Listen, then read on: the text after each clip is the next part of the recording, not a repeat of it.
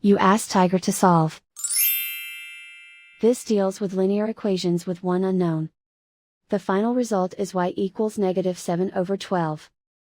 Let's solve it step by step. Group all constants on the right side of the equation. Subtract 1/6 from both sides. Group like terms. Combine the fractions. Combine the numerators. Reduce the zero numerator. Simplify the arithmetic.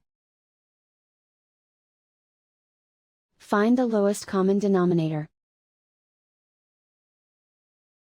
Multiply the denominators. Multiply the numerators. Combine the fractions. Combine the numerators.